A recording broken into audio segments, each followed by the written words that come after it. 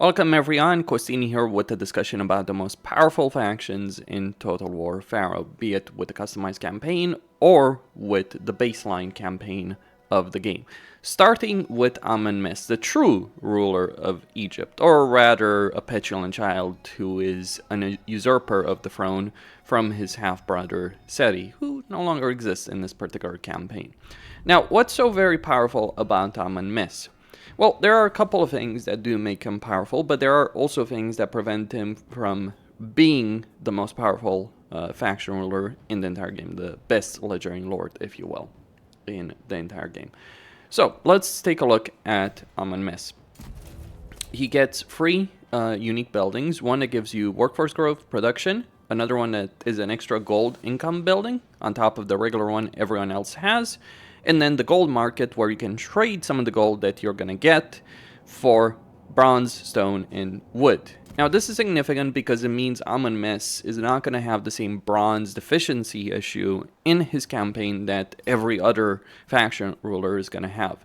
Now this building, the Kushite Delegate School, also increases your diplomatic relations +5 with all non-Egyptian factions. So while you may end up fighting a bunch of Egyptian factions, and you will lose influence, you will have fairly strong diplomatic relations with non-Egyptians. So think of Canaanites, think of the Hittites here as well. Then the hidden rooms, they give you legitimacy, happiness at the cost of gold. So you are getting a good amount of resources for this particular structure, and in particular bronze income is going to be fairly significant. And then that extra gold income building, it means that you will have far more gold than anyone else. While it doesn't compare to the regular gold mine network, it still is a fairly good boost to your economy. So you'll have more gold than anyone else. You may end up having more resources than anyone else. Now the hidden rooms can be built in either provincial capitals or in gold settlements, and you start with two gold settlements. Like you start with, this is your capital, and you start with this gold mine over here, and this one is a ruin, but you can easily take it over. Just build a general on turn 1, take it over. You also start with 2 settlements in the Kerma province at war with a minor faction over here. Now in terms of other benefits, well, his commands are not particularly that strong, although you can reduce the gold costs for all units and buildings until the next Shamsu Hor if you just don't use the active command. And I would say the active command is not particularly that great. In terms of court, you can buy court actions with gold. So you can do quite a few things in the court if you have enough gold to utilize it, which is certainly something that you can take advantage of if you are playing Amenmesse. So that means more plots, that means requests that you can take advantage of if you're playing a campaign as Amenmesse. Those are the significant benefits in his campaign. He also starts worshipping Amun, though in this particular case I've gone with the 10. But in terms of the gods you have available, you start worshipping Amun, so he's going to give you a significant influence benefit with shrines. So the influence situation that you have, the influence loss that you're going to struggle with in a campaign, Amun more than makes up for it as you do start worshipping him. Now, outside of that, I would certainly recommend getting a god that gives you movement on sea and land. So someone like Horus can work very well, as well as a couple of other gods over here. Or you can go with the 10. Though you can also go with caravans, because the caravan situation certainly favors you. So you can trade some of the resources you're getting. Now, campaign situation-wise, between the 2 provinces you start with, you also have access to, like if we look at the realms, you have easy access to Kush and Nubia. So you can gain all of these settlements over here that will give you a substantial gold income benefit in your campaign. So regardless of how you play him, Amenmesse has a fairly safe starting situation. He has a strong economy. His only downsides are his units and the fact that you might be slower a bit in terms of taking sacred lands and gaining legitimacy. Though to be honest, the legitimacy situation is not that big of a deal, because of course you can build Egyptian monuments in every province you control, and you can take these provinces fairly easily. The real issue in Amenmesse's campaign is that while his units are strong, in particular against dealing with Egypt, you are going to have some endgame issues if you are playing as him. So taking a look at the units Amenmesse does have. He does start with native unit recruitment of Kushites and Nubians. Now, crucially, when we're looking at the Kushite and Nubian native units, you get Kushite Spearmen, which are a fairly formidable frontline holder unit. They won't do a significant amount of damage since they are lacking in armor piercing, they're lacking melee capability, they don't necessarily have the best melee stats in terms of doing damage, though they can survive a significant amount of damage and they are shielded and have 85 armor. So they're in a fairly strong position. Also, you can get access to the Nubian longbowmen from the beginning, which are very strong ranged units. Now, native units aren't, generally speaking, not a be-all and end-all because everyone can get access to them, but because these units, are restricted to Kush and Nubia, and you start close to Nubia and in Kush, you do have a significant advantage when it comes to getting these units. In terms of your specific units, I will not bother with the infantry housing, because at least early on, because the only unit that's actually worth it over here are the Kushite Royal Guard. These guys do have a decent amount of armor piercing with kopeshes, they do have a decent level of armor, they do have precursor weapons, but they're just not the best units you can get. They're a tier 4 unit, they're decent enough, but you're lacking in heavy infantry at tier 5. That is one of the significant downsides in Amenmesse's campaign. You can certainly make it work if you get, royal bronze workers, as well as other bronze structures to improve the situation, but Amenmesse's benefit is with archers. He has the strongest archers in the entire game. He can get the Tasseti longbowmen, which are the best archers in the entire game. They have significant range, they have a significant amount of damage, though they are lacking in terms of armor-piercing missile damage, as do all other archers in the game, to be clear. And he can also get the Kushite armored archers if you want a unit with a bit more durability. Though crucially, it is important to understand that his archers may not have the durability that other archers do have in the game, so heavily armored archers may win a range duel. You're great against dealing with early game armies, it's really the late game that's going to be a problem in Amenmesse. But the meat of any campaign comes in the early game, so that's not necessarily too big of a significant issue, but you just got to keep in mind the downsides that you do have when you're playing an Amenmesse campaign. Also, you do have a reliability issue from the very beginning of your campaign, and yeah, my reliability here in this particular situation is not that great. Now, while this is certainly a customized campaign, I have achieved a good amount over here in this campaign from very, very early on, so significant upsides. Your starting position is also relatively safe, with only the Libyans that are potentially going to be a threat to you over here coming for your capital.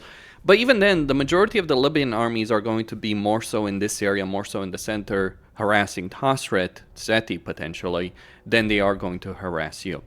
The goal of this campaign is, yes, take the south and then march along the Nile, taking sacred lands over here, vassalizing whichever factions you can along the way by taking territories or declaring war on them, taking territories and then getting peace agreements, selling them back, and getting a vassal agreement or a military alliance. Confederation is difficult in general in this game. It's something that you can struggle with achieving in this particular game. But Amenmesse does have a significant benefits in terms of his starting position, in terms of his economy, but not necessarily significant benefits in terms of his unit roster. So that is going to certainly be an issue. He is going to have to struggle if you decide to play him. And number 2 is Irsu of Canaan. Yes, who doesn't love Irsu and his ridiculous unit roster? Irsu has a significant number of strengths. In terms of his command, he can use his armies, he can command his armies to lower the civilization state. Now, what this does is when you decide to use it, what will happen is that civilization will be reduced by 20. But here's the upside. You will get a significant amount of benefits similar to how the sea peoples work when civilization is at a lower level. So realistically, if civilization is collapsing, Irsu may end up having the strongest armies in the campaign. So if this civilization is in collapse, having the significant benefits in morale, charge bonus, melee attack are strong. Now, it does say that your armies can't occupy settlements, but really that's a bit misleading because you can occupy settlements. Rather, the issue that Irsu has is he can only loot and occupy settlements as opposed to just regularly occupying them, which isn't necessarily too big of a downside anyway. Basically, Irsu is the kind of legendary lord faction ruler that can do very well even if civilization collapses, because everyone else, if civilization is collapsing, they're going to lose on morale, they're going to lose on replenishment. Not good old Irsu. No, Irsu is a powerhouse from that perspective on the campaign map.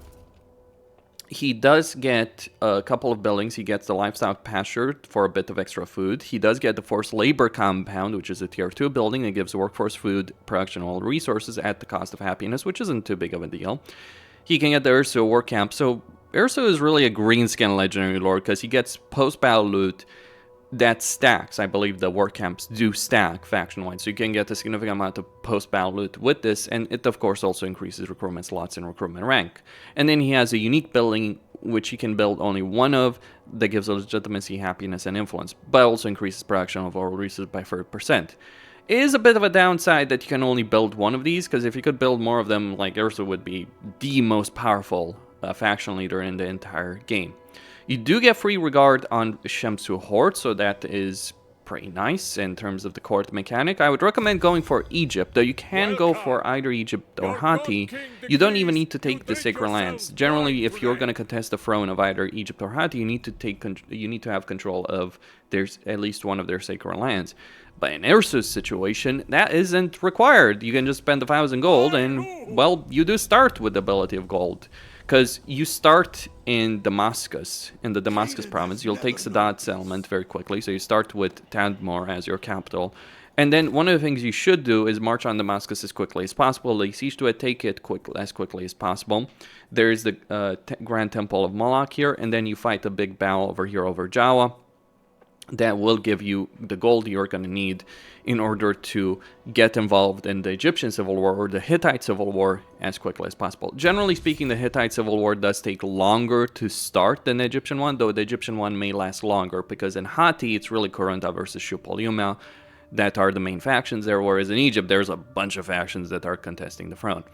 One of the significant benefits that the Canaanites do have, and this applies to Bey as well, though Bey is the weaker lord, you do get first among equals. So for every defensive or military alliance, you get +8 legitimacy. So what this means is you may not even step foot in Egypt and still win the civil war by just building outposts that grant you legitimacy and by making use of defensive military alliances and vassal agreements, which is certainly something that I am utilizing over here in this particular campaign.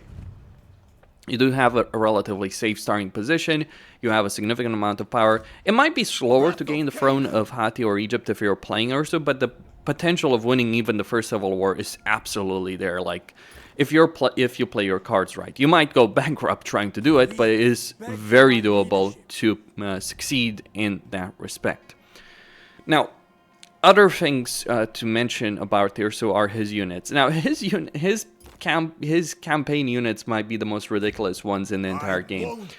Let me just go over this. They are strong, undeniably so, but there's a bit of a catch. So in Damascus, he will start with the Haribu and the Shasu tribesmen, which are decent enough units, though he does get access to the coast of Canaan. So if we look at the realms over here, so we get the warlords over here where Irsu starts, and then we get the traders where Bey starts. But you can get access to traders, including the famous settlement of Kadesh. So if you want to get access to the armored Canaanite units, specifically if we are looking at the situation over here, you can get access to renowned Canaanite swordsmen. You can get access to renowned Canaanite or veteran Canaanite shield bearers, as well as armored Syrian archers and armored Canaanite chariots. So you have chariots, you have archers, you have spearmen, you have swordsmen that are quite durable units, all of them. But then we look, or you can focus on the warlord native units, which are more focused on lighter. They're more focused on damage dealing, but lighter units, glass cannon type units that you can utilize, like Shasu tribesmen, high club and shield infantry. Or you can go with Haribu Raiders that have a good level of armor piercing and are light units. You'll start with the ability of recruiting these, by the way, because you start with tier 2 barracks and a minor settlement, and then you can get, javelins, archers, all of that.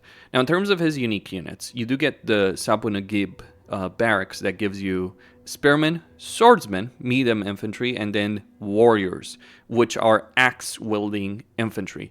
Heavy, well, medium, the game considers them medium, so like heavy is about 100 armor, but these guys have a good amount of armor piercing, they have a good amount of durability, they have pretty good melee stats. The downside with the units from the Suppiluliuma residence is that they all have heedless charger. And the problem is, like, imagine you're trying to play a defensive battle. Well, that's not going to work with Irsu. So these guys will you'll lose control of them. They'll charge the enemy line. They'll get themselves killed. It is kind of hilarious when it does happen, but it's also infuriating. So there's certainly limitations that Irsu does have, at least in terms of his early game roster. Like, the units are strong in terms of their stats, but they do struggle because you will struggle because of that. Then you get the infantry housing, so you can get clubmen and warriors, though really you don't want to bother with it at tier 1, because these guys are just a light variety of units. They will do a good amount of damage, but really what you want to get this barracks chain for is to get the tier 5 warriors, guard, and the guard of the king, because these guys are heavy infantry, lots of armor, good amount of durability, good amount of damage, because you either get you get 2 varieties of axemen, 2-handed axemen, or sword and shield axemen. So these are really solid units. Archer-wise, in terms of your specific archers, you only get Canaanite bowmen. So these guys are not particularly great in a campaign in any way, shape, or form. So they're not worth it.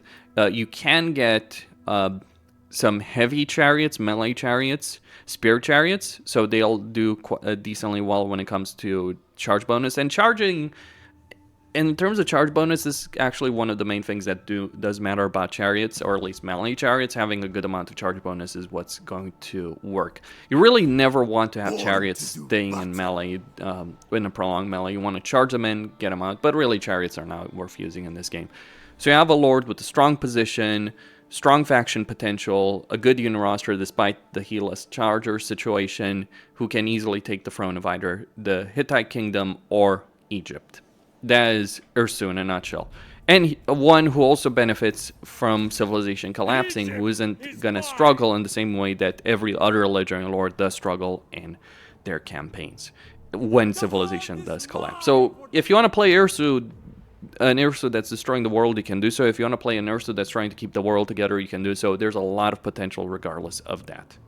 And finally, at number 1, it is the great king of the Hittite kingdom himself, Suppiluliuma, the last great king of Hatti. The one who, historically speaking, got killed trying to defend the Hittite kingdom against sea peoples, against invaders, against the chaos that engulfed Hatti. Now, here's the thing.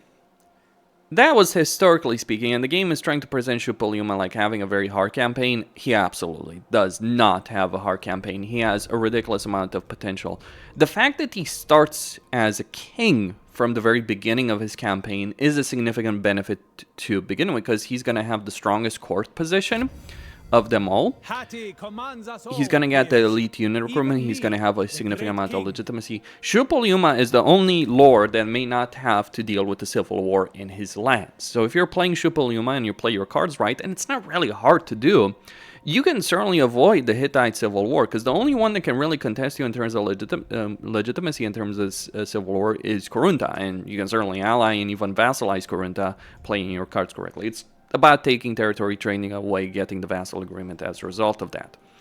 Now, you start with 3 settlements over here in the Hattusa province. The only one you don't have is Arena, which is a gold settlement. So really, the game is basically saying, hey, take Arena, go to war with the faction that holds it, that's over here in Zippalanda, and that is a good and easy way of progression. You don't even start at war with a proper faction. You start at war with Kaskian raiders who only have 2 armies, and once you deal with them, that's it. They no longer have anything to throw against you. So you have a good amount of faction potential. Ancient Legacies are a bit limited for the Hittites because they only have 2 choices, and one is vastly superior to the other. So the Benevolent is going to give you free instant construction. Like, the way this works is, like, your vassals and your people give you gratitude. So over here I'm gaining 20 gratitude per turn The more gratitude you have, the more courtesy gifts you get from vassals. Courtesy gifts are things your vassals give you from time to time, I think every Shamsu Hor, that can be resources, can be units they can recruit globally.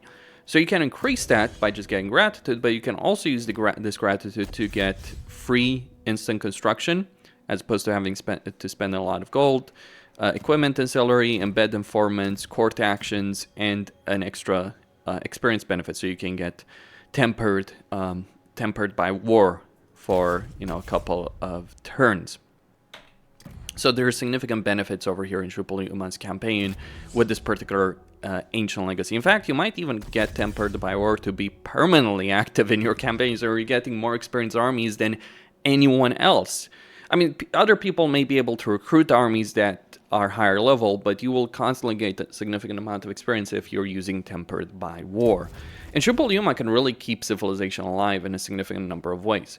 Now, in terms of faction buildings, I would say there's nothing really worth talking about here. There are 2 garrison buildings that are not worth a damn, or 2 types of garrison buildings, so militia gathering post and garrison quarters. There's some benefit in militia gathering post for the upkeep benefit, but outside of that, the only one that's worth it is the refugee center. But it doesn't matter that you don't have any really good, great buildings, because you are a king, you start as a king, and thus you can achieve a lot from the early portion of the campaign. The raiders will start coming in at about turn 40 or so. Like at turn 30 you get sea peoples, at turn 40 or 50 you start getting Caskians, I think it's 40. So you have a lot of time and you can steamroll out of control. Kurunta's campaign is actually the really hard one to play in Hatti. Suppiluliuma is a steamroller. Now, looking at his commands, his active command improves the replenishment of your armies, while if you wait until Shamsu Hor, you get workforce growth. So either you get the surplus point benefit, or you get a replenishment benefit. Either way, you win with his commands, either using it or not using it. So a significant amount of benefit. You do get more regard with intrigues, and you do start as the Great King, as the game mentions it. Now, starting as the Great King also gives you other benefits. You can vassalize factions from turn 1 of a campaign, which is a significant benefit in its own right, because it allows you to build a network of alliances very, very quickly in your campaign. It's also how you can avoid a civil war by making a deal with Kurunta. So significant benefits all around, and that means you can also get like positions for your generals playing as Suppiluliuma in a campaign. Now, the way they kind of try to balance this out is by making it far harder for the Great King of Hatti to get access to the royal powers, because you do need 200 legitimacy for just the basic powers, 300 for tier 2, 400 for tier 3, but you will start so strong it doesn't necessarily matter. While you will need to gain a ridiculous amount of legitimacy to unlock the full potential over here, you do have a good amount of power. You do start with these 2 items. Kurunta starts with the bow, but he first needs to declare himself a pretender to even be able to use it, whereas you will have the spear from turn 1, and you can then switch to the axe for the armor piercing melee damage and diplomatic relations benefit. Though you start with an influence benefit in the campaign. On top of that, the Hittites have flat out the best unit roster in the entire game.